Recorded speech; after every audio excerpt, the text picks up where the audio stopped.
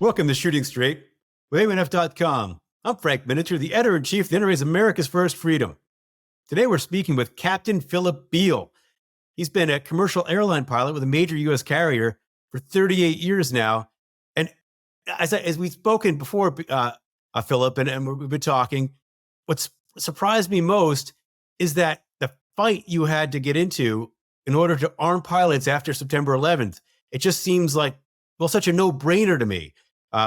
Let me start off right there, actually. Let me ask you, were you in the air on September 11th, 2001, or where were you?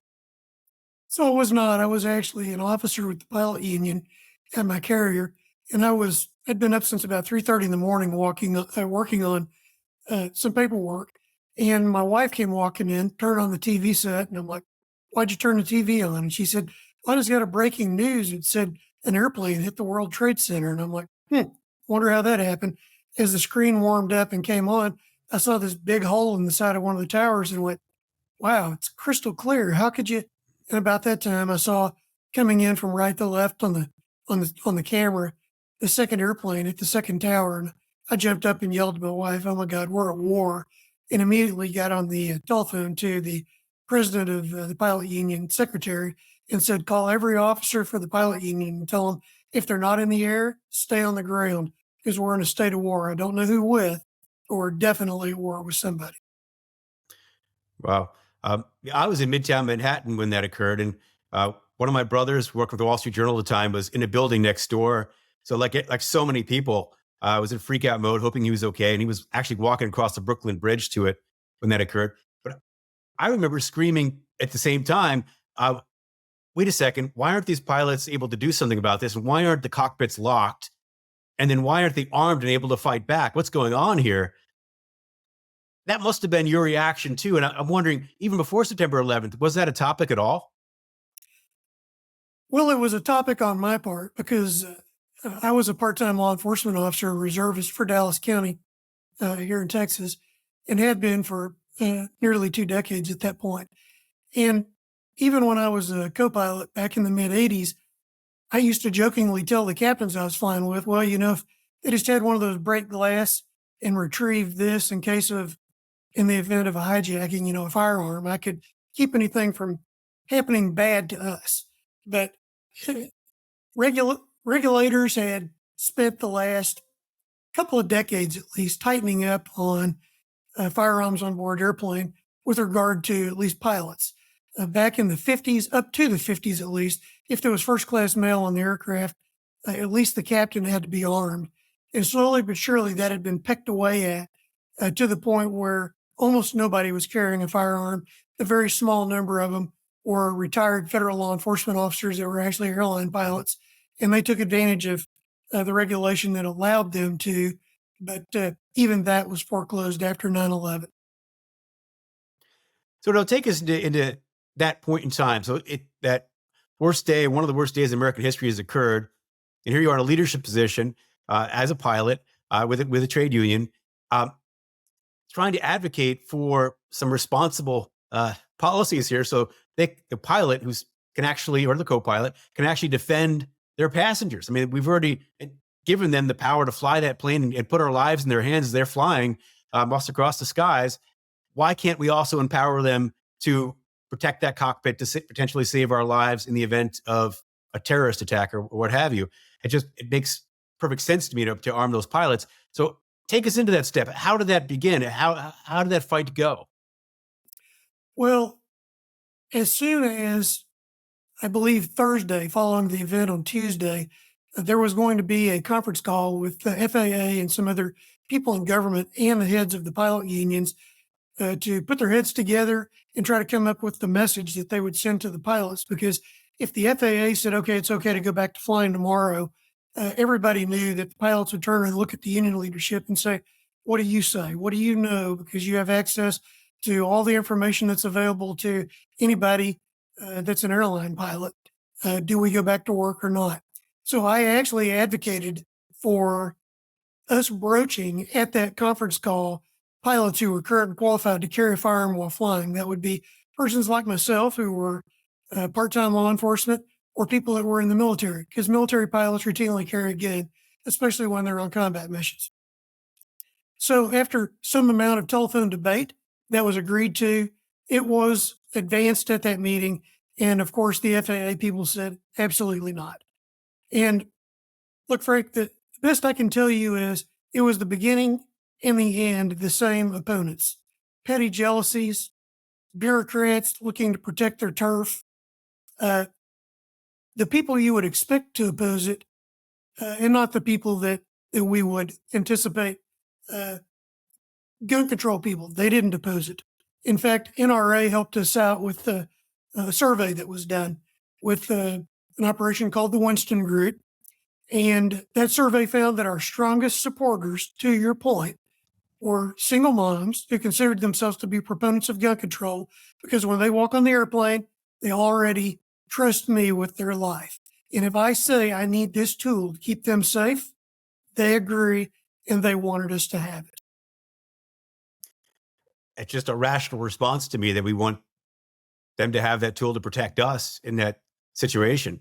Uh, I don't understand how this became the issue that it did, but what you said then is you had to call the NRA for help, lobbying help, and you called former NRA President Sandy Froman and started that process, and you said they were very helpful. This is true. Kathy and I, my wife Kathy and I are friends with Sandy, and I initially tried to go through channels. When the pilot union board of directors got together on Saturday following the events of 9/11, I advanced a motion toward the end of the day that stated that the Allied Pilots Association supported a program to train and certify pilots to carry fire while flying. It's nearly a direct quote. And after some debate, it passed. The next day, I was approached by others in leadership positions within the pilot union asking if I would head up that effort.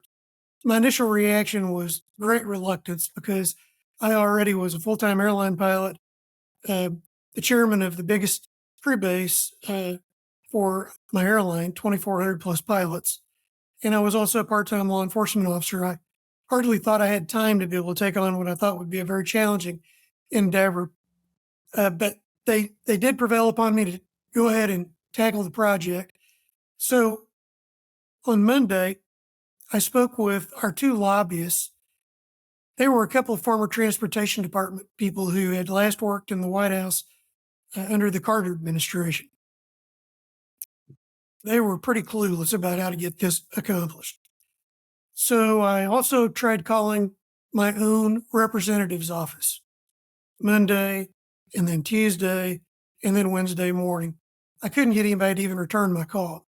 So I called Sandy and she quickly jumped into action and coordinated support with the rest of the NRA's leadership.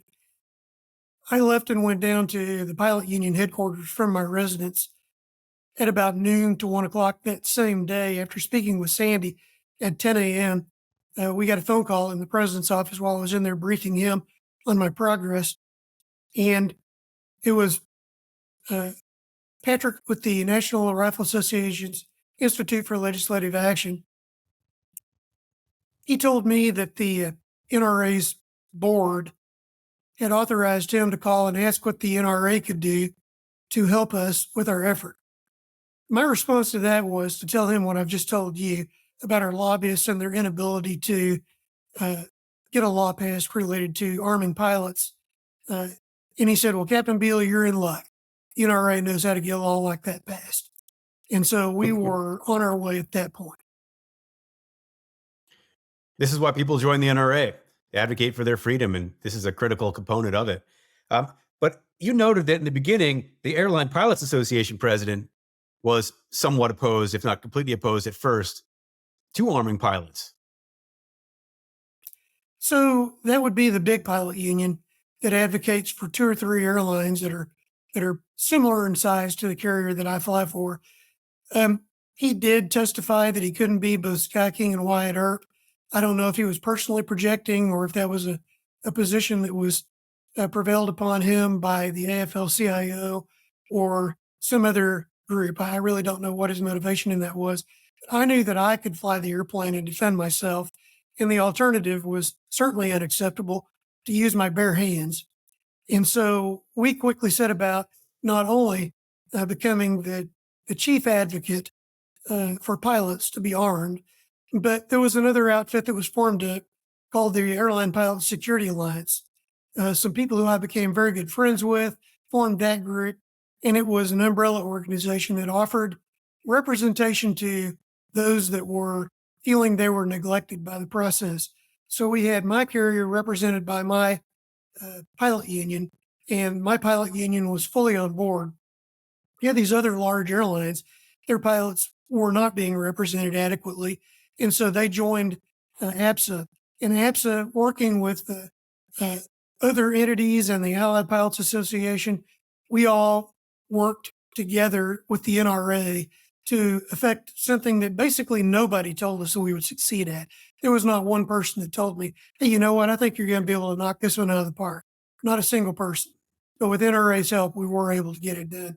And I think NRA played it smart to begin with, because my position in the first telephone call was, I really think probably we ought to keep this a security issue rather than a gun rights issue, even though I'm a staunch NRA supporter and there's not a stronger Second Amendment supporter out there. The bottom line is I wanted to try to make this a big tent approach. I wanted to bring everybody in, even if they were gun control supporters. And the way we would do that would be to keep it a security issue rather than a gun rights issue. And NRA leadership told me that they agreed at that point. So we were blessed. They hired an entity out there, Craig Shirley and Associates, I believe was the name of the firm. And Craig had Diana Bannister working for him. And Diana Bannister really worked very hard as a firewall to keep NRA and APA's connection kind of behind the curtains until it became timely for us to go ahead and bring that support out into the open. So she coordinated meetings with everybody from, I was on a radio program with Colonel Oliver North for an hour. I did television programs like Hardball with Chris Matthews and television debates such as Hannity and Combs and all the major network news programs. All of those were coordinated by Diana Bannister with Craig Shirley's outfit. And I think that it was really important for us to have those types of media presence because it helped us to keep the issue front and center with the flying public. It was so effective. The NRA's communication was so effective that I had kind of an awkward situation develop where I was on an elevator with my crew headed to a layover hotel, and a guy and a woman were just staring holes in me. And finally, the guy says, "Are you that pilot that's trying to get the law passed to allow pilots to be armed while they fly?" And I said, "Yes, sir, I am." And we shook hands and chatted for a minute. They were very supportive. But when they got off the elevator and the doors closed, I looked at my co-pilot and said, "I value my privacy." Wow, that was awkward. You're in the public and you're advocating for your freedom. That could certainly happen, especially if you're appearing on news programs and that sort of thing. I'm curious, how long did it take for the federal flight deck officer legislative effort? When did it become law? How long did it take you to push this through? There was actually a law passed just a few months after we initially advanced our support for a program like this, but it was flawed. The flaw being that it allowed airline management to determine whether they wanted a pilot, some pilots, or all of their pilots to be in the program or not be in the program. And so, with that permission, there was not a single airline that adopted the provision. And even if you had airline management that were supportive, and we did have some airline management that were supportive, at my carrier in particular, we had some of the top executives that talked to me privately and advocated for us in corporate leadership meetings that they thought it was a good safety tool, and it was also a good marketing tool that they could turn around and tell the passengers, "Hey, we fully support our pilots being there and armed to protect you and keep you safe, just like they do when they operate the airplanes day in and day out." But the problem was with this feature in the law, it would make the airline employer for the pilot potentially liable if there was any kind of a mishap.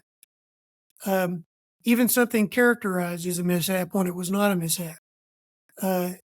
we had to instead craft a law that required a great deal of participation by subject matter experts. I'm talking retired FBI staff lawyers. We hired a law school professor who'd argued before the Supreme Court, I believe it was 19 times, who was a tort law specialist. We hired a retired FBI special agent, not a guy who worked at a desk his whole career, but the guy who started their hostage rescue team concept, and he was an operator. To people in the industry, when I say that, they know what I'm talking about. He recently passed away. We miss him. His name was Bob Talbert. He was instrumental in helping to find people out there in the community that would support us and help us to develop training and selection criteria that would be imperative to showing the legitimacy of what we could put together. When we went around to Congress and handed them a book that, I kid you not, people that are younger than us wouldn't even know what I'm talking about right now. But if I told you that we handed them a book that was as big as a white pages telephone directory, and I held my fingers this far apart, they were like, "Oh my gosh, I hope you don't expect for us to read that." And it's like, you can just read the Cliff Notes version, which is inside the front cover, and you'll be up to speed. If you want more detail, it's available to you there. We thank Bob and the people that he developed to help us get that done. So at the end of the day, it wound up taking us about 2 years, I'm going to say, before we got the law passed. And even then, we had people with the Transportation Security Administration that were not supportive. They threw roadblocks in our way. They implemented policies and procedures that were not required by the law, but probably because of Supreme Court rulings like the Chevron decision, they were deferred to as the subject matter experts, and we were, by them, derisively referred to as amateurs, when the truth of the matter was we were the experts. I was actually surprised at the many pilots we had that were current or former law enforcement officers. I'm talking local, state, and federal law enforcement officers, everything from local guys working traffic stops to SWAT team commanders to people working at the state level and people that were in federal agencies. In fact, we had some people that were thought so highly of on 9/11. They had been retired as FBI special agents, but they had kept credentials that certified them as Federal Bureau of Investigation investigators. They were kept as consultants so that they could be brought in to consult on topics that the FBI had perhaps a shortage of expertise on. So on 9/11, airline executives started getting phone calls from people at the highest levels of the FBI saying, "Captain so-and-so, former FBI special agent, is going to be dispatched to Virginia to work with the FBI in a capacity consulting with us based on his subject level expertise. You're going to continue to pay him and treat him as though he's flying his trips. We'll get back to you when we don't need him anymore." And those people did yeoman's work for all of us.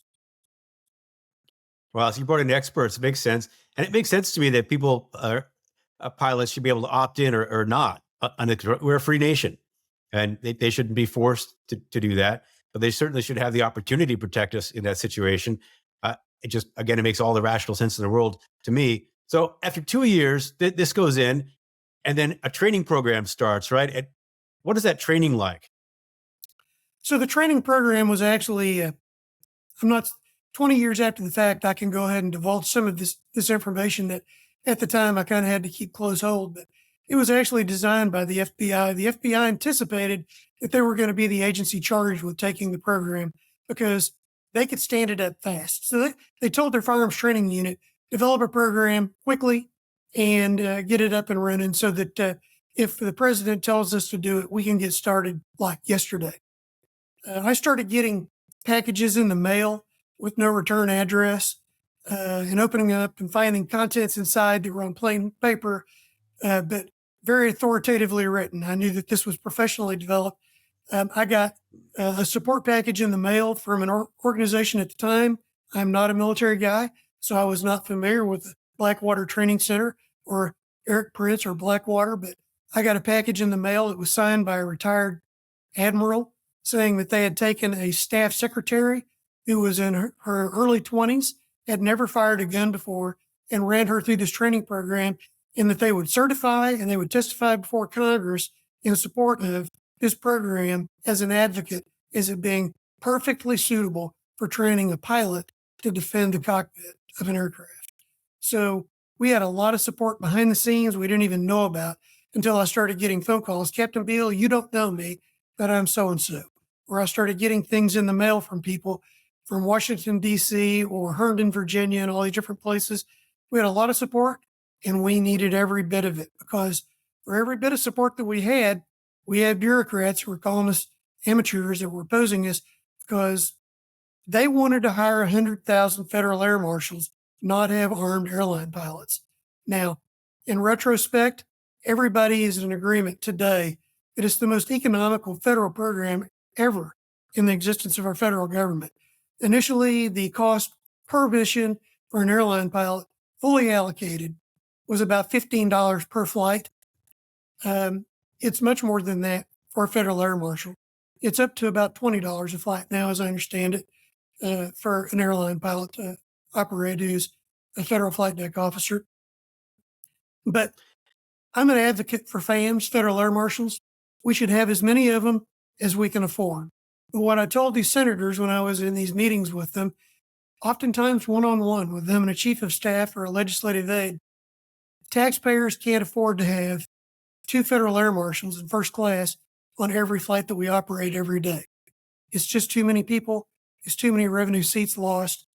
It's too much of a bureaucratic exercise in trying to keep all these people trained and qualified. And at the time, they were recruiting operators, people who killing someone was not an academic exercise. They'd been in military law enforcement. They had proven that they could accomplish this task, and they neither liked it too much, which can be a problem, nor were fearful of doing it again. That's a rare skill set. And having that person sitting in first class for some number of months, bored to tears, eating meals and trying to stay awake, we knew long term that was not going to be a solution. The solution was going to be you're always going to have a pilot on the airplane. So let's get them armed up.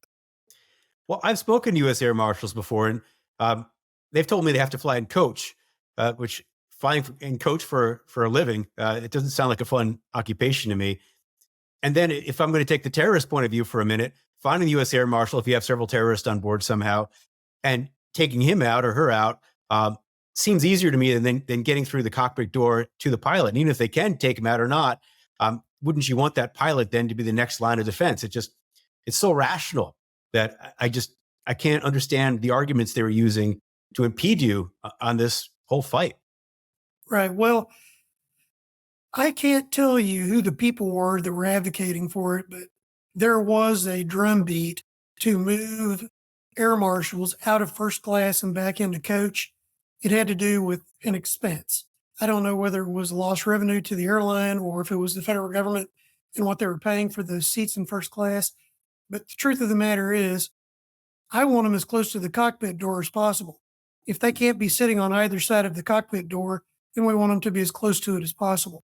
So first class is generally closest to the cockpit door. Having them there made perfect sense. It was purely an economic decision, I am almost certain, to move them back to coach.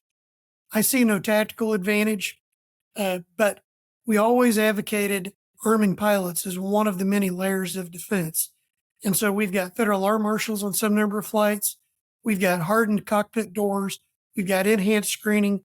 And we have armed pilots.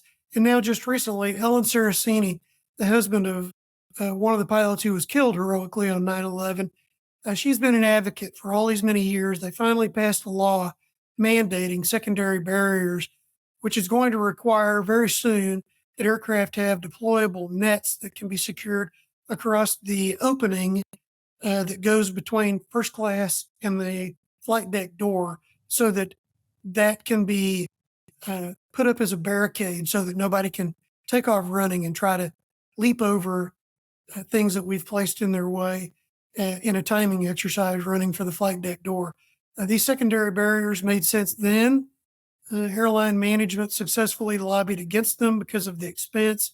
They and aircraft manufacturers, I feel sure, but nobody wanted to pay for it. That's always the argument in Washington, D.C. You come up with a good idea. It doesn't matter how good the idea is, who's going to pay for it. Right. And here you are offering one of the cheapest alternatives for them for some pilot training. And then there you are armed as a defense. Um, Now, let's take this forward. Do you see danger in losing this important program? And here you are as an airline pilot, one of many who have kept us safe for several decades now, as that hasn't happened again. Um, but going forward, do you see unfortunate changes happening that might weaken all of the progress you've made?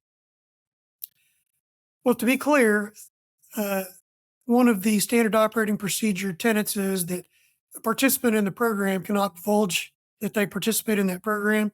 And I can't confirm or deny whether I'm in the program. Uh, what I can tell you is that during the Obama administration, there was a move to defund the effort.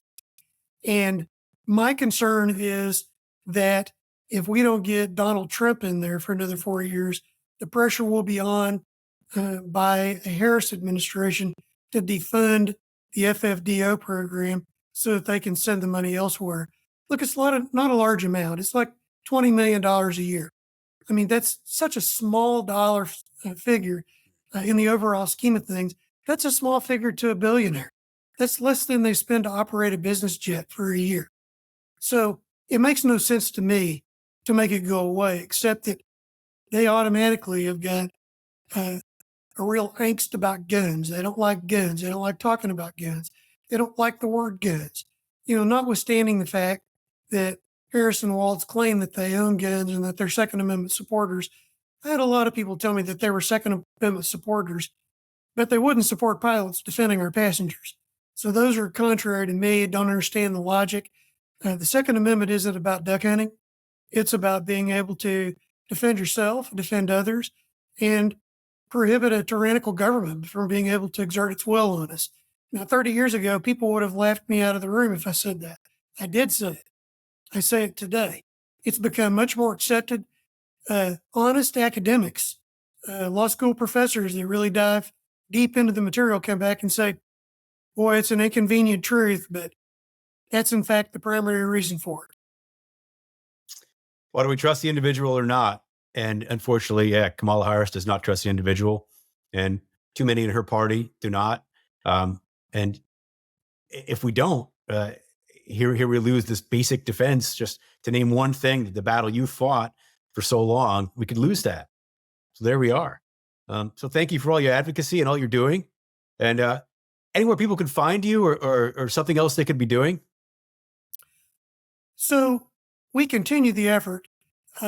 There is no overarching umbrella organization that is attempting to continue to advocate for us uh, other than the pilot unions, and they're all on board now. Uh, all of them. It doesn't matter whether you're talking about cargo carriers or passenger carriers, all of the Part 121, which is large airlines that everybody's familiar with, Southwest, the Americans, the Uniteds, the Deltas, the uh, FedEx and UPSs. Those are the biggies. Those all the pilot unions represent them are strong advocates. And what we would do is just tell them, pay attention to the National Rifle Association. NRA has always been front and center as a supporter on this, even when you were behind the curtains for the first little bit, so that we could try to keep this a security issue rather than a Second Amendment issue. NRA has always been there for us. They open doors for us. And if we need help, we know we're going to be able to turn to the NRA and have them be an advocate for us, not just with their members, but for the many other millions of people that listen to the NRA for guidance on such things. Well said. Thank you, Captain Beall. Happy to be here with you today.